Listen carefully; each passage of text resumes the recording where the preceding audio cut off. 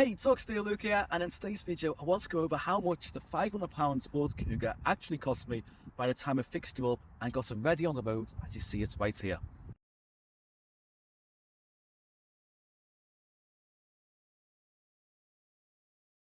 So, if you're new to the series on the Ford Kuga, then welcome. I will leave a link in the pop-up banner above to a playlist on this car where you can check out all the other videos that I've done to get this car fixed up in much more depth. This video is just going to be more of a high-level overview of what I've experienced and the costs involved. Now, this is a 2010 Ford Kuga with 150,000 miles on the clock, and it's a 2-litre diesel or TDCi in titanium spec, so relatively decent and probably about average miles for the age of this car. Now, this car cost me £500, and I bought it off someone I knew who was going to scrap it because they got that fed up with the constant DPF issues they were having, and I don't think they were ever fully resolved. Couple that with a few more faults and they're being extremely dirty, and they just had enough of it and wanted to get shut. And to me, I seen the car, thought, you know what, this doesn't look like a bad project. I think it could be fixed up to be a good car again, and lo and behold, here we are. The question is, was it worth it? Let's go and find out. Right, let's start off by looking at some of the mechanical and electrical issues this car had, which was kind of making it not function as it should have been. The main one was this here. This is the DPF pressure sensor, and this was malfunctioning. What had happened was, when I looked at it, it had an aftermarket one stuck on, and my diagnostics were showing that there was no pressure whatsoever. So I ordered a replacement one off eBay. I used a genuine one from a Ford, and this cost £13, and it fixed the issues, and the car's been driving great since. It was in limp mode when I bought it, and now it's not. I've driven a couple of hundred miles and the car has been performing great. So that was a very cheap, very easy fix, and the most serious fault on the car. Moving on to the inside, there was also a couple of more faults. The main one was this. This is the seatbelt buckle, and it just didn't work. There's a piece missing off it, and I had to get one from the scrapyards. That cost £15 for that, which is actually a bargain because everyone's asking £80 on eBay for these because they're kind of a weird design on this car. So that fixed that, and actually made it MOT worthy. And then finally, the most expensive fix, and also a frustrating one, was this, the key. So this is one of those proximity keys you get close to the car, and it's got the keyless entry and all that stuff, which I really don't care for. But it was faulty, so I got a guy out to come and look at the car, and look at the key. He did confirm the old key was not working, so he had to buy a genuine Ford one and also program that into the car. So that set me back another £170. So all in, I think that brings us to £190 to fix all the mechanical and electrical issues on this car, which still, I think, is very, very good going so far. One of the major issues with this car was just how dirty it was inside and out. So starting with the exterior detail on this car, this did require a lot of cleaning. So I had to do a full decontamination of the paintwork as well, so that's clay bar, tar removal and iron contamination.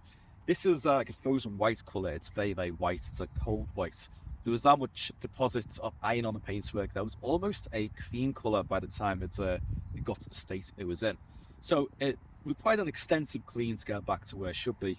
And then it was a case of then just treating a few of the little bits around the car that really weren't in optimal condition. So kind of the wheels were a little bit scuffed. So I've done like a quick fix on them, just kind of sanded it back, slightly on the edges, used a bit of a touch-up pen, and it's not perfect, but for the age of the car and kind of the condition you'd expect, they're much better than they were, and I'd say it's quite acceptable. The most difficult, or the most, let's call it tatty part of the car, was these centre caps on the wheels. So these were all bubbles, they were corroded, they just looked really, really bad. So I got a set of them, 4 of them, and I think they were about £7. So popped them in there as well, and the wheels looked so much better by the time that was done. On top of that, the wheels were very, very dirty, so it took a lot of cleaning with lots of wheel cleaners and contamination remover to get them back to an acceptable standard. Now, they do look a bit dirty on here. They've been used for the last week, but as you can see, they are certainly not filthy by any standards at the moment. Now, moving on to the back of the car, this was like a real challenge in terms of the bodywork. So that DPF sensor issue I mentioned before, this was causing at some points a lot of smoke to the car's back. Now, it's a bit dirty at the moment just because of winter, but what happened is so much soot had come up and embedded itself in the back of the car, and no matter how much I used decontamination products on the paintwork, this soot wasn't coming out. I had to use a compound with a machine polisher to actually get the dirt off the back of the car, but thankfully when it was done, it looked so much better. So that was quite a lot of work. And then finally on the back, it was just a case of kind of just doing a little bit like the badges to make sure that they looked good. So I bought a new Ford badge on the back, which again, it was very corroded, just like the wheels were. And then I also bought a new TDCI badge to show what engine it was, because again, that was corroded.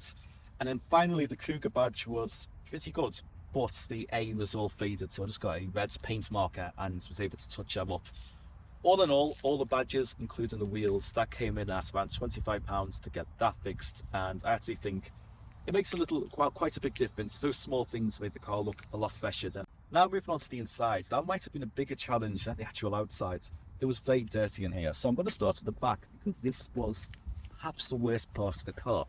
Now, if you look at the floor here, it's got underfloor storage in this car, which is really cool. And it's got kind of like two of these panels like that. Now, unfortunately, one of these panels had completely disintegrated and essentially just left the floor covered in sawdust that had never been cleaned up. And that was a nightmare to get out the carpet. So it required a lot of brushing with a stiff brush, a lot of vacuuming, just rinse, repeat, kind of same thing over and over again. Eventually, it did come up. I fabricated a new one of these using some plywood, and also this carpet thankfully was still there, so I spray glued that to it. That actually looked much better when it was finished, and then obviously now replaced it with some new mats as well, which look a lot better. Now, other issues with the car was just a general level of dirt throughout. This hadn't been cleaned in what looks like years. So thankfully, because you have got half leather seats, they weren't too bad to clean, and they've come up pretty nice. And then on top of that, it was kind of like just all the stuff like the cup holders, the crevices in the door, every nook and cranny just needed the goods going over. Now for that, my best friend was my steam cleaner. It just did a really good job of getting all the crevices nice and clean, and at the same time also sanitizes the car, so that there's no kind of like nasty stuff laying in there when it's all cleaned up. So the overall interior come back looking really, really good on this car by the time it was finished. It was very minimal damage. It was just a lot of dirt underneath there. Kind of the same with the exterior. The exterior looks great. It's free from dents and scratches. It was just super, super dirty. In terms of just costs for the inside, I bought a new set of mats. So these are genuine Ford mats for Ford Kuga. £20 for the set. They were an absolute steal off eBay, brand new. And then finally, if you look at the steering wheel unfortunately is a bit worn with the mileage. So that was just a steering wheel cover, £3. It would have been good to get a new wheel on there, but I couldn't quite find one, so that will do for now. So all in all, interior cost about £23 to clean up, which I actually think is still a bargain. So what's it like on the road? Well, overall, pretty good. I think the car drives well, especially motorway speeds. There's no weird noises, there's no vibrations to the wheel, anything like that. So mechanically, this car is pretty strong, and the cam built it was put on about 5,000 miles ago as well, so that's like a major cost that's already been incurred by the previous owner, which should be a nice peace of mind for the next owner of this car. What I found is that the engine, really sweet, nice and smooth, holds extremely well actually in that mid-range. So a bit of 2-litre diesel, it's decent. It's definitely nice for a car in this size, so you can load up with people and it would still pull itself absolutely fine. That pressure sensor being replaced is absolutely cured the problem. There is no hesitation with the car. There was no lip mode, there was no lights on the dash, and that's very, very good. Things I do like about the Kuga's design in general is its steering feedback. It's very direct. It's hydraulic, so it's got plate feedback to it, and it's actually one of the nicer hydraulic systems I've felt. Actually, the steering is really, really nice on this, and its initial turning is actually very, very sharp. Now, if you do push the car into a corner and you are trying to take it to its limits, you're going to feel its weight, its high sense of gravity start to come into play. But if you drive the car about 6-7 tenths of its limits, then it's absolutely fine. As far as SUVs go, it's actually very good. And that just brings me on to a couple of its downsides when driving. The first one is, in order to get these better driving dynamics and good body roll, it does have quite a stiff suspension setup. I wouldn't say it's uncomfortable, but it's still not like a pleasant ride as you would maybe find in a Ford Focus of the same vintage. It would be a little bit more composed on the road.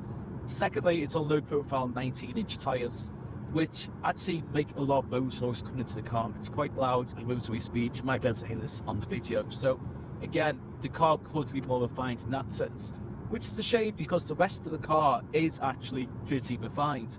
The build quality is extremely good for a Ford. If I did a blind test and my eyes were shut, I would probably say go by a soft touch material stuff. Felt like I was in a Volkswagen instead. Of course, scratch a little bit lower, being a Ford, it is going to start to not feel as good, but you would expect that this again is not going to be like an Audi or something more marked vintage. But compared to Fords of the same year, compared to Fords of current, including the new Kuga, this is miles ahead in its build quality. It's just nice that the things like this little ledge here to rest your arm on. It just makes it a nice motorway cruiser, coupled with the high level equipment like cruise control and everything. It's actually well equipped for this type of driving. And I would actually say dynamically, this is more fun than the Cummins Kuga, especially because of its steering. Its feedback is just so much better. And compared to the 1.5 diesel, again, Cummins Kugas, this has a lot more poke to it. It's non-lethargic, and it's a slightly lighter car than the new Kuga as well. Which also, that being said, it's a taller car as well. Compared to modern Kugas, this does seem to be higher up off the road, which means you do get this more SUV-like feel rather than a jacked-up hatchback. Which, yes, on the limit, does mean it's got to wallow a bit more, but you're not buying an SUV for driving dynamics, you're going to buy the Focus for that. So I think this compromise is actually well worth it. Compare this to something like a Qashqai of the same year, and this is just, I feel like, miles ahead of that as a car, even though it weren't so popular. It drives so much better, it's actually more practical, I'd say. There's so much nice cubby holes, stuff like up here, you've got a place to put your sunglasses, you've got nice little cubby holes down here. The centre armrest is absolutely huge. You get so much stuff in it, please. You've got your cup holders, decent sized door bins with like little extra pockets to put your keys in, which is really nice. And a couple are in the back with the underfloor storage, under seat storage, which is kind of something you wouldn't expect. The back seats lie flat as well, so there's no ridge from the boot, so it's very practical. Got that big load area. And underneath the boot floor, there is a little bit of extra storage there as well for some stuff like jump seats and such. So it's actually very well thought out in those regards. It didn't really sell more these. In terms of equipment, you've got everything you need. You've got air control and some air conditioning, cruise control, heated windscreen, as well as electric mirrors, electric windows all round, keyless entry. The only thing that's kind of really missing is a modern infotainment screen down here. We've still got this kind of old school one, but thankfully it's removable. So you can quite easily upgrade this to a modern CarPlay unit. And I think with all that taken into account, you've got a car that is still, despite being 14 years old or a 16-year-old design, still feels remarkably modern and still has a big level of equipment on for people. So that's kind of my thoughts of the Kuga. And quite honestly, if my Volvo wasn't so beloved and maybe I didn't have that, I would probably daily drive this. I'm not a fan of SUVs, but as far as to go for the price, I think this one is definitely worth considering if you're thinking of buying one. So all in, 500 for the car, 350 on all the repairs, including the service and MOT. Brings it to a total of £850, which I still think is a bargain for this car. Now, of course, there is quite a lot of labour gone into that, so you need to factor whether that makes the car worth it, but I think we'll get £2 to £2.5 grand for this car. Now it's all fixed up and working absolutely fine. So I'll let you know, I'll keep you updated. It's going to go on eBay or Auto Trader soon, and let's keep our fingers crossed that someone's going to buy it and we can turn a decent profit on this car. So thank you for watching so far. I hope you've enjoyed the series on the Kuga.